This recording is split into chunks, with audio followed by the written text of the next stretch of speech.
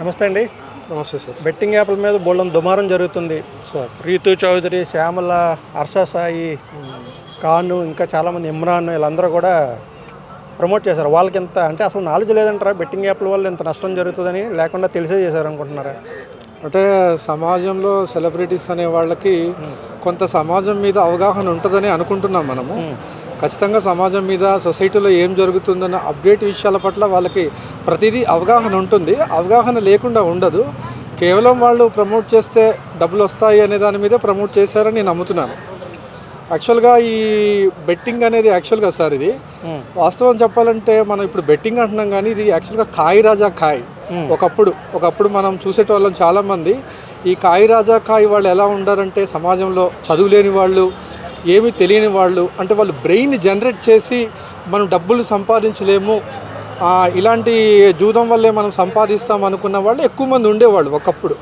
కానీ ఈ బెట్టింగ్ అనేది ఇప్పుడున్న పరిస్థితిలో యాక్చువల్గా బెట్టింగ్ అనేది దీంట్లో ఇప్పుడు సాఫ్ట్వేర్ ఇంజనీర్స్ ఉన్నారు, డాక్టర్స్ ఉన్నారు, లాయర్స్ ఉన్నారు, పెద్ద పెద్ద మేధావులు కూడా చాలామంది ఉంటున్నారు. అంటే ఈజీ మనీకి అలవాటు పడుతున్నారు చాలామంది కూడా.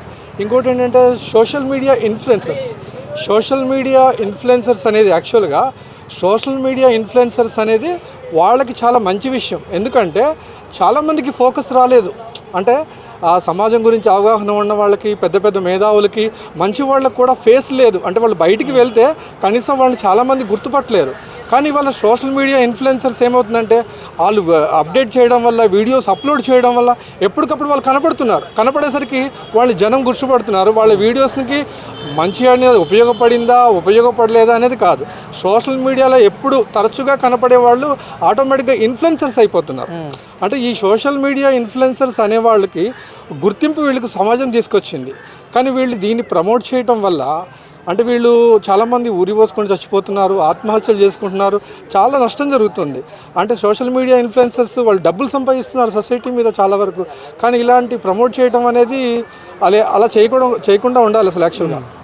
అంటే వాళ్ళ డబ్బు, వాళ్ళ స్వార్థాలు చూసుకుంటున్నారు, కానీ దానివల్ల నష్టపోయేది ఎవరు అనేది చూడట్లేదు. వీళ్ళని నమ్మి చాలామంది బెట్టింగ్ యాప్లలో బెట్టలు వేస్తారు.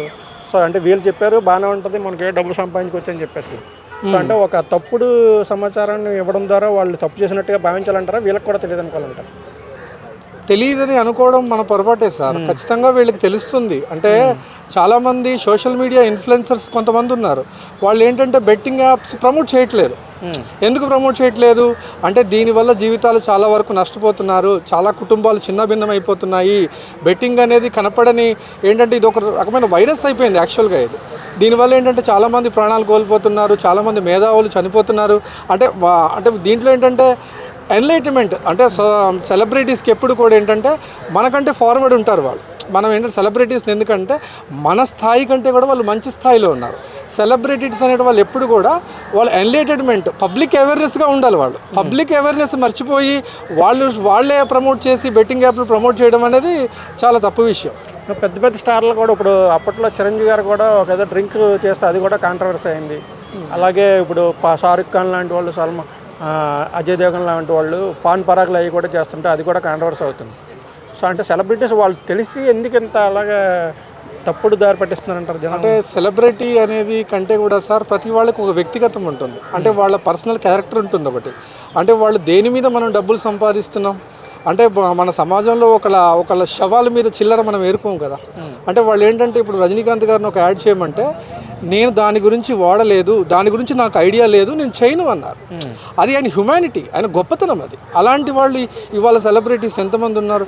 ఇప్పుడు ఎంతమంది అయితే వీళ్ళు ఆఫర్ చేస్తున్నారో అంటే సోషల్ మీడియా ఇన్ఫ్లుయెన్సర్స్ అవ్వచ్చు, సెలబ్రిటీస్ అవ్వచ్చు, అసలు మూకుమ్మడిగా పోయి కోట్ల రూపాయలు, లక్షల రూపాయలు వచ్చేసరికి వీళ్ళకి ఏంటంటే ఎవరు ఎటుపోతే మాకేంటి, మేము డబ్బులు సంపాదిస్తున్నాం, మేము ఆర్థికంగా ఎదుగుతున్నాం కదా అనే పాయింట్ ఆఫ్ వ్యూలోనే ఎక్కువ మంది వెళ్తున్నారు. యాక్చువల్గా ఇది బాగా దురదృష్టకరం. ఏంటంటే సార్ యాక్చువల్గా బ్రెయిన్ని జనరేట్ చేసి సంపాదించలేము, మనం రూపాయిని సృష్టించలేము అనుకున్న వాళ్ళు చాలామంది కూడా ఇటువంటి వాడు ఇంతకుముందు చేసేవాళ్ళు, కానీ ఇప్పుడు చదువుకున్న వాళ్ళు, మంచి మంచి ఉద్యోగాలు చేసేవాళ్ళు, డాక్టర్స్ ఉన్నారు, లెక్చరర్స్ ఉన్నారు, సాఫ్ట్వేర్ ఇంజనీర్స్ ఉన్నారు.